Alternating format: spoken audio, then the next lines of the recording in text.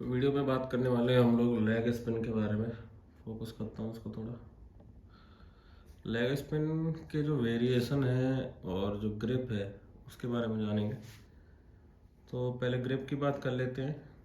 Leg spinner की कोई ख़ास ऐसी ग्रिप नहीं होती है, मतलब कुछ एक्सपर्ट बनने की ज़रूरत नहीं है। लेग स्पिनर में जो रहता है बेसिक ग्रिप रहती है, वो चार फिंगर जो रहती हैं आपकी, उनका यूज किया जाता है। आपका थंब, इंडेक्स, मिडिल फिंगर और आपकी फोर्थ फिंगर जो रहती है, इन चारों का यूज़ किया जाता है। लेकिन बात करें इसमें सबसे जो मेन फिंगर रहती है वो आपकी मिडिल फिंगर और आपका ये फोर्थ फिंगर रहती है, क्योंकि यही जो होती हैं वो इस तरह से ट्विस्ट करने में मदद करती हैं एंड टाइम पे ये। क्योंकि जब आप रिलीज़ कर रहे होते हैं तो ये जो दो फिंगर हैं आपकी, इंडेक्स और थंब, ये नीचे आ जाती हैं। तो जब आप रिलीज़ करते हैं तो ऊपर जो मतलब कमांडिंग पोजीशन में रहती हैं वो आपकी ये दो फिंगर रहती हैं। अब इन दो फिंगर का कमांडिंग पोजीशन में होना, इसका मतलब इनका यूज़ बहुत होने वाला है। तो अब बात करते हैं कि आखिर लेग स्पिन की ये ग्रिप तो हमने समझ ली, और इसके वेरिएशन क्या क्या होते हैं। तो पहला वेरिएशन जो सबसे पहले सामने आएगा आपके, वो होता है खुद एक अपनी stock delivery leg spin. Leg spin simple रहता है कि आपका जो पाम है वो आपका मिड विकेट की तरफ फेस करेगा। अगर आप राइटी बॉलर हैं तो मिड विकेट की तरफ फेस करेगा, और आप इसको जब रिलीज़ करेंगे तो बॉल की जो सीम है वो आपकी फेस करती है, आपकी कहीं ना कहीं थर्ड मैन की तरफ फेस करती है, थर्ड मैन की तरफ या उसके लेफ्ट हिस्से की तरफ थोड़ा सा। तो आप इसको इस तरह रिलीज़ करते हैं जो ठप्पा खा के बॉल बाहर की तरफ निकलती है एक राइटी बैट्समैन को।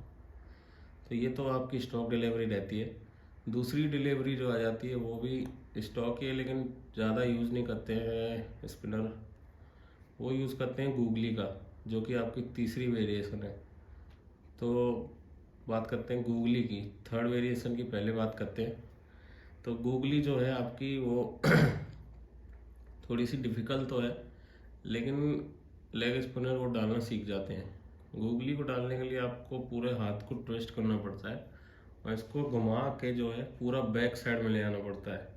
मतलब आपका जो पाम है वो स्काई की तरफ फेस कर रहा होता है, और आप इसको इस तरह रिलीज़ करते हैं। बॉल जो है क्रॉस सीम होती हुई जाती है और टप्पा खा के अंदर की तरफ निकलती है, स्किड करती है थोड़ी सी। काफ़ी मदद मिलती है इससे बॉलर को, और बहुत परेशान होता है बैट्समैन। अब बात करते हैं जो हमारी दूसरी वेरिएशन थी, वो बहुत ही इंपॉर्टेंट वेरिएशन है। जैसे कि मैंने कहा, ज़्यादातर लोग यूज़ नहीं करते हैं क्योंकि ये डालने में थोड़ी कठिन होती है, और उस स्पीड पे मतलब 80 प्लस के आसपास डालना और भी कठिन हो जाता है इसको। वो आपकी वेरिएशन है रॉन्ग वन। रॉन्ग वन जो रहती है, ग्रिप सेम रहेगी, सारी सारी बॉलरों में आपकी ग्रिप सेम रहती है।